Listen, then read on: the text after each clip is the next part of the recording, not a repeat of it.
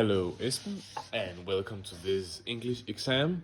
And we are gonna be talking about Stephen King's text, The Man Who Loved Flowers. So, Esben, let's hear your analysis.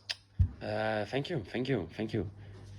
So, as you say, it's called The Man Who Loved Flowers, and it is made by the legendary Stephen King in 1977, and it follows the horror genre, and I will later also talk about why and which, what can you say, elements of horror there's in this story. But when it comes to the context, historical context in 1977, it's a time that has been involved with a lot of serial killers. Most famously is Son of Sam and Ted Bundy that both had their killings around this time. So there was obviously a big fear of serial killers in the 70s, which is really relevant when it comes to the context of this story of Stephen King, especially in New York, which also lead me to my analyzation when it comes to the setting, because it is in New York. It says, and I quote, "Walked briskly up New York's Third Avenue. The air was soft and beautiful. The sky was darkening by slow degrees from blue to the calm and lovely violet of dusk. There are people who love the city, and this was one of the nights that made them love it." So this is how the whole story starts. It's a very utopian description of New York, and it's also maybe a little bit a contrast to what you normally hear in a horror story. I mean, it's definitely not a horror setting, and we also get told which time the setting are placed in. It says, "The radio poured out bad news that one listened to. A hammer murder was still on the loose. JFK had declared that the situation in a little Asian country called Vietnam, Vietnam, the guy reading the news called it, would be watching." So this tells us the time it was happening. It's at the time with the Vietnam War.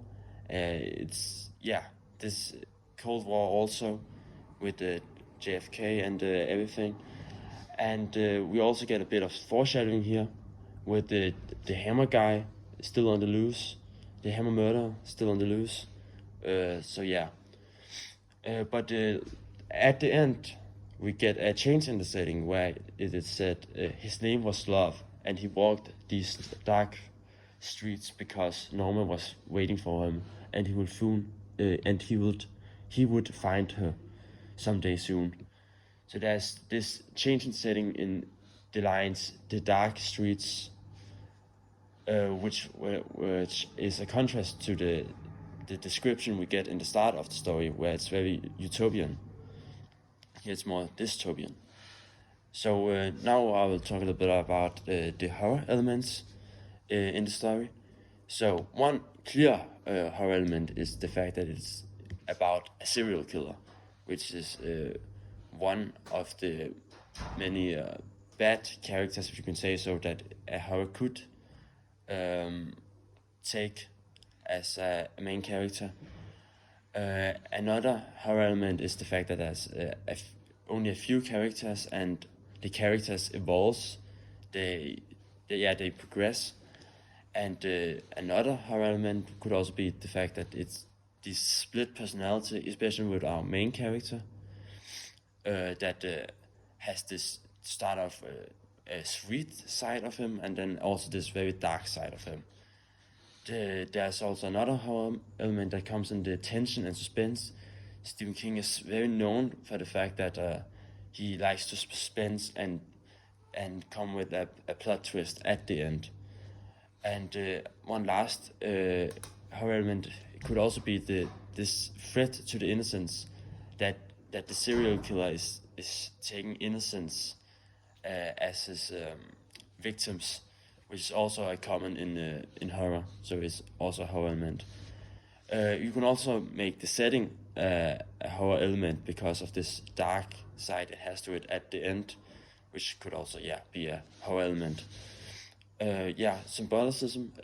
Well, the flowers could symbolize his intense and disturbing desire for control and domination over women, and the fact that they are yellow flowers. Yellow can symbolize jealousy, betrayal, illness, and especially danger, which is also one of these contrasts to yellow also being able to symbolize optimism, happiness, and energy, which is what we see in the start of the story. There's also foreshadowing in the fact that these flowers are called carnation, which is normally a funeral flower. That means that this is what is going to happen later on. She's going to get murdered, and then the hammer murder that I talked about earlier, that was still on the loose. That's also a foreshadowing for the story. When it comes to the style of writing, it's very normal life conversation.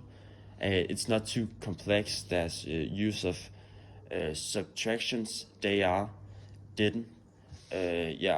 Narration. It's a third-person narrator, but it's not omniscient third-person narrator because Stephen King likes this surprising ending, and that doesn't really work when you have an omniscient third-person narrator, because then the narrator always knows what's happening. And so when it comes to the themes, I'm just trying to do it very quickly here because I can see I'm running out of time. The themes, one of the themes could of course be this contrast. It's very common that he has these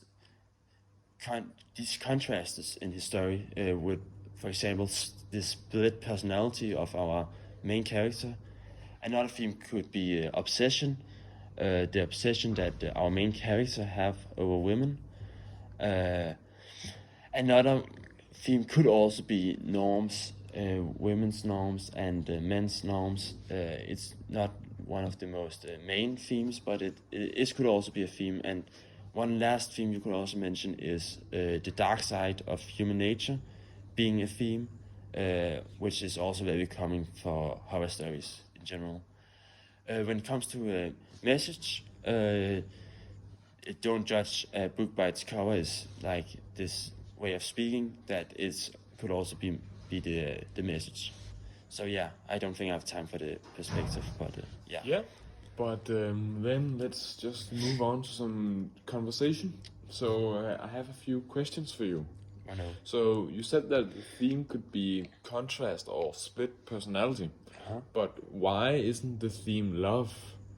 You know, most of the story is about this man who travels through the city, and many people notices him for being so happy and young love. I don't think it.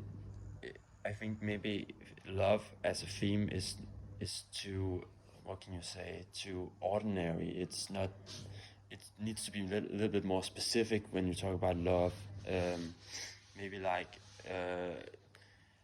the danger of love or something like that.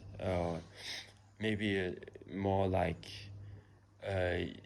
what can you say? Yeah, danger of love or something like that could be a theme in the story.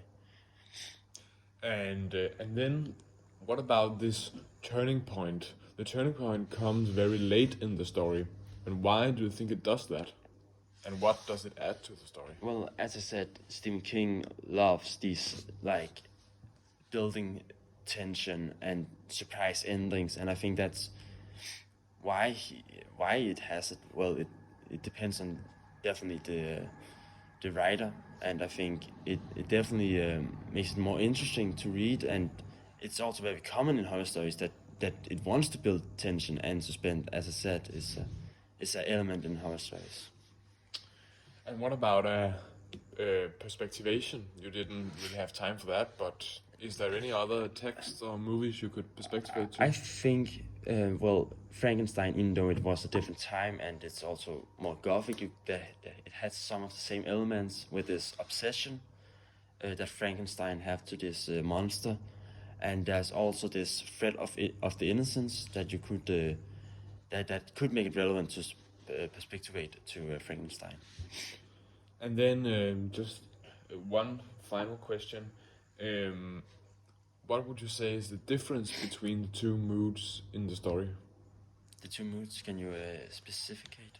What do you mean? I mean the mood before the turning point and the mood after the turning point. Well, as I said, it's this big contrast. Like New York is almost described as a city of utopia, in the way it's described by our narrator.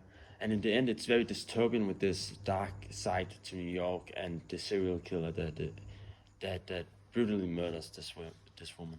All right. Thank you for the analysis, Esben. That will be it. Thank No- you, no and problem. I'll see you next time. Yeah, next time it's your time.